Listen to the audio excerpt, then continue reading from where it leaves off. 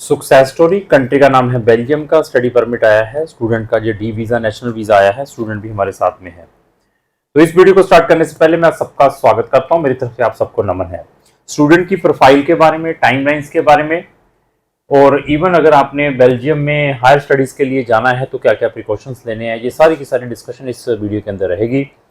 तो अगर आपकी डेस्टिनेशन बेल्जियम में हायर स्टडीज़ की है, आइदर बैचलर, मास्टर और पीएचडी, तो हमारी एक डेडिकेटेड प्लेलिस्ट है जिसके अंदर आपको बेल्जियम से रिलेटेड नंबर ऑफ वीडियोस मिलेंगी। फ्री में इंफॉर्मेशन वहां से आप ले सकते हैं, और उस प्लेलिस्ट का लिंक भी मैंने डिस्क्रिप्शन बॉक्स में लगाया। वहां जाकर आप बेल्जियम से रिलेटेड हमारी नंबर ऑफ वीडियोस वॉच करें, फ्री में नॉलेज है, देन डिसाइड करें कि अपना अपना केस कौन से कंसल्टेंट के थ्रू प्रोसेस करना है।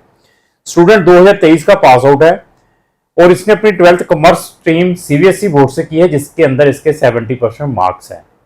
और बच्चे ने आइल्स किया है जिसके अंदर इसके ओवरऑल 6 बैंड है, मींस हर मॉड्यूल में 6 बैंड है। और ये स्टूडेंट प्रीवियस ईयर में, मतलब पिछले साल, बेल्जियम से स्टूडेंट डी वीज़ा भी रिफ्यूज था, तो इस साल स्टूडेंट को ये वीज़ा भी ग्रांट हुआ है। ऐसा ये चैलेंजिंग केस था। मैं बार बार हर एक वीडियो में यही बताता हूँ कि पेशेंस रखें। अगर आपके पास पेशेंस है तो आप डेफिनेटली अपनी डेस्टिनेशन पर पहुंचेंगे, और अगर आपके पास पेशेंस नहीं होगी, उसमें सबसे बड़ा नुकसान स्टूडेंट का खुद का है। तो मैं बच्चों को अप्रोक्स 100 कंट्रीज में हायर स्टडीज के लिए भेजता हूँ। शेंगन की 29 कंट्रीज ऑन अवर फिंगर, और हमें मालूम है, प्रोफाइल देखने के बाद सजेस्ट किया जाता है कि इस बच्चे के लिए अप्रोप्रिएट चीज़ कौन सी है, कहाँ पर फ्री में एजुकेशन है, कहाँ पर इकोनॉमिकल एजुकेशन है, कहाँ पर इंटरनेशनल स्टूडेंट को मैक्सिमम से मैक्सिमम बेनिफिट मिल सकता है। उसके बाद ही स्टूडेंट और पेरेंट्स डिसीजन लेते हैं। अभी स्टूडेंट से भी डिस्कस करेंगे कि इसकी जर्नी हमारे साथ कैसी रही है, और जहां पर कैसे चैलेंजेस फेस करने पड़ते हैं जब एम्बेसी में बच्चा जब अपना बीएफएस में फाइल सबमिशंस के लिए जाता है, किस टाइप के क्वेश्चनरिया है वहां पर, कैसे क्वेश्चनरिया का इसने रिप्लाई करना है। ये सारी की सारी डिस्कशन इस स्टूडेंट के साथ भी रहेगी। सबसे पहले सर मैं आपका स्वागत करता हूँ इस वीडियो में। मेरी तरफ से आपको नमन है, नमस्कार है। तो सबसे पहले मैं ये पूछना चाहूंगा कि आपको हमारे साथ जुड़े हुए कितना टाइम हो चुका है? मैं 2024 के लास्ट दिसंबर में हमारी बात शुरू हुई थी, और फिर फरवरी 2025 से इनकी बेल्जियम की जो है पोर्टल ओपन होते हैं।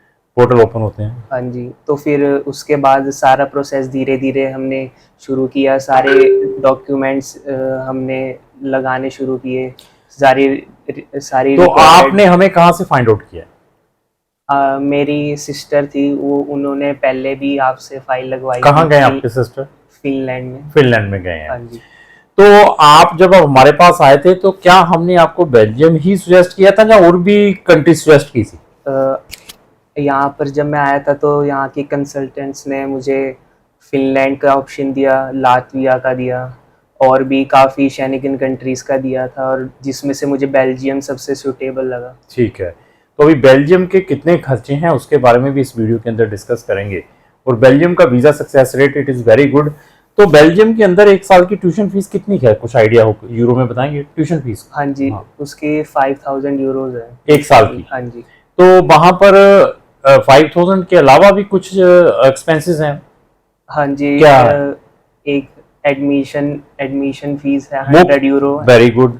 और बाकी ब्लॉक्ड अकाउंट की अमाउंट कितनी है? 16,000 यूरोज, इससे मतलब 16,000। हाँ जी, 16,000 यूरो का ब्लॉक्ड अकाउंट भी बच्चे को दिखाना पड़ा है वहां पर। फीस सिर्फ 6,000 यूरो की साल की आई है, मीन्स 6.5-7 लाख की फीस है, लेकिन बच्चे को अपने खाने पीने के जो चार्जेस हैं साथ में कैरी करने पड़ते हैं। तो इसके अंदर ये तो हो गई एज एक्चुअल एक्सपेंसेस। अभी आते हैं एम्बेसीज की फीसेस के बारे में।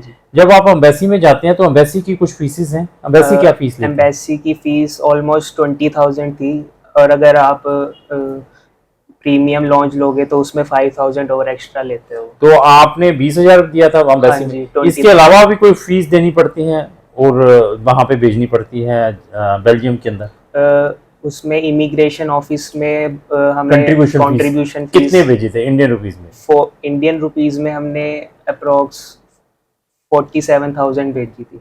47,000 नहीं, 47,000 नहीं होगा, वो 250 यूरो की है।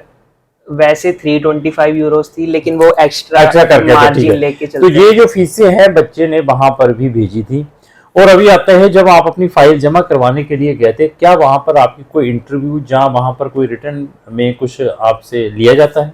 सो मेरा 7 अप्रैल को वीएफएस में अपॉइंटमेंट थी। उसमें नॉर्मली तरीके से प्रोटोकॉल्स होते थे, बस वो फॉलो करते हम काउंटर पे चले जाते थे और फिर वो खुद ही फाइल से बस सिर्फ ये पूछते थे कि आप ये डॉक्यूमेंट्स मुझे दो, उनका नाम लेके कि ये मुझे अब ये वाला डॉक्यूमेंट चाहिए। तो हम, और वो सीक्वली नहीं पूछते, वो ऐसे ही पूछते हैं रैंडमली। तो इसके अलावा कोई रिटर्न में भी लेते हैं कुछ क्वेश्चन एरिया?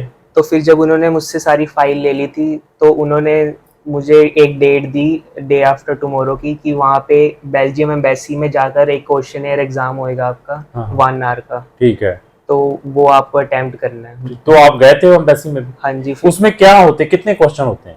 उसमें 15 पेजेस का क्वेश्चन होते हैं। तो उसमें काफ़ी स्टार्टिंग में तो बेसिक क्वेश्चंस होते हैं, फिर बाद में आपके क्वालिफिकेशंस होती है और कुछ आगे फिर प्रोफेशनल एक्सपीरियंसेस, जॉब एक्सपीरियंसेस भी पूछते क्या हैं। उसके बारे में भी हमने आपको गाइड किया था, उस क्वेश्चन एरिया के बारे में, कि इस टाइप का क्वेश्चन एरिया के बारे में आपने रिप्लाई देनी है वहां जाने के बाद एम्बेसी में? हाँ जी, जो भी मेरे को डाउट्स थे वो मैंने कंसल्टेंट से पूछता रहा था व्हाट्सएप पे, और वो काफ़ी सपोर्टिव थे और उन्होंने मुझे काफ़ी गाइड किया, जिससे आज ये रिजल्ट आया। तो आपका फाइल जमा कराने के बाद वीजा कितने टाइम के बाद आया ये वाला?